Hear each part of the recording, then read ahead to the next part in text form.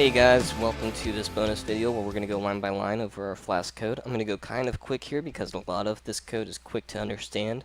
Some of the things that I want to take some time on is this structure up here is what Twilio is sending us whenever we send a text message to Twilio.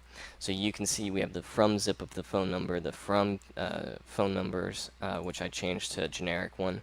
The IDs of a couple of things, the cities that it's from, the number that we send it to, the city that the number that we send it to is from, the countries, the body of the message, etc. A lot of cool stuff there, but we're really only worried about the body and the from. Cool, alright, so let's look at some code. I hope you guys know what imports do.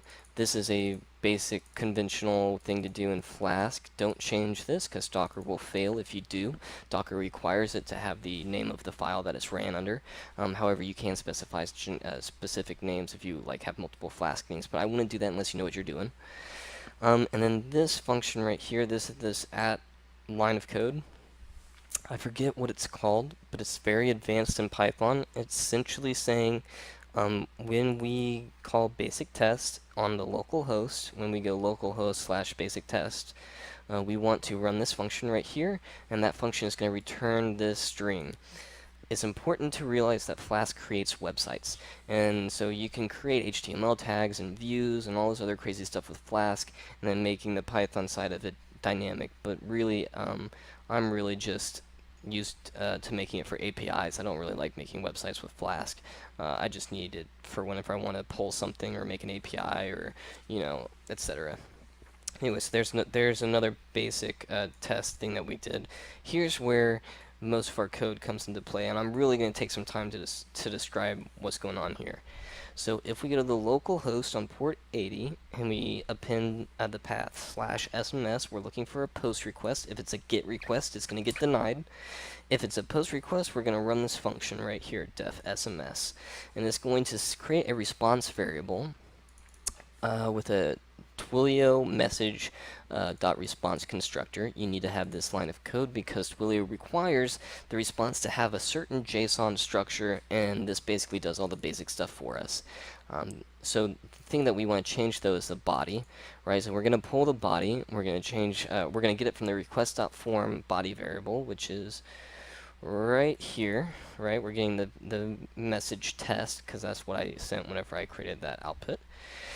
And then we're also going to get the phone number that was sent, the message, which I told you guys you could do some cool stuff. You could basically exclude any number that's not your number. Some other really cool stuff that you could do with that. Obvious stuff. So you can play around. And then next up is we're creating our message variable, which is the thing that we're going to return.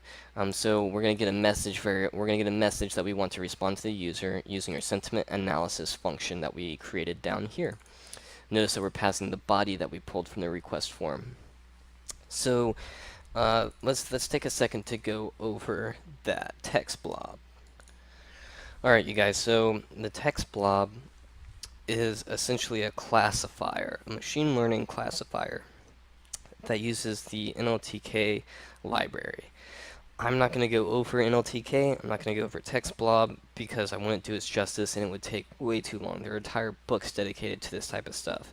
If you want to study NLTK further, I would suggest going to their website. They have a free ebook that you can read that teaches you a lot about the classifier systems and sentiment analysis and stuff like that. But for this program, that all you need to know is we're creating a classifier that's going to rate our message or our body of our text as either positive or negative.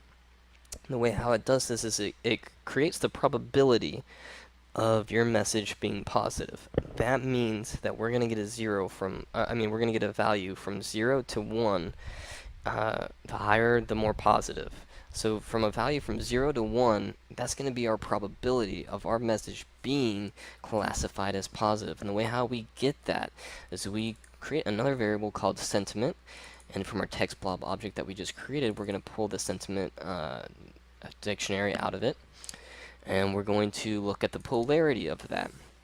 Polarity is basically, you can probably just guess what that means. It's how good is it? How much what's the difference? What's the probability of difference between it being positive rather than negative? Essentially, you think of it that way. Maybe it's helpful if you look at how we have this if statement set up.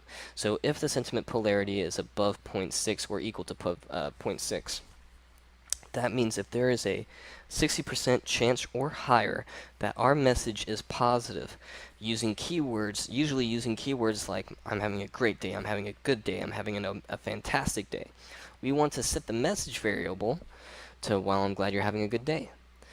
The same thing goes for right here. If the sentiment analysis wasn't higher than 0.6, but it was higher than 0.3, then that probably means you sent a text message like, I'm having an okay day, I'm having a well day, I'm having a meh day. You know, the words that don't really have much polarity, they're kind of in between positive and negative. We're going to set the message variable equal to, okay, I hope your day gets better. And then if it's not above 0.3, we're going to say that you had a bad day. And that's usually because you set the variable, you set a text message that use keywords like I'm having a bad day, I'm having a terrible day, I'm not having a good day, stuff like that. Cool, and then we're going to return that message variable right here. We're returning it to this variable right here, and then we're going to, in our response that we created up here, we're going to set the message property of that response to the message that we got from our sentiment analysis, and then return that whole response to our website.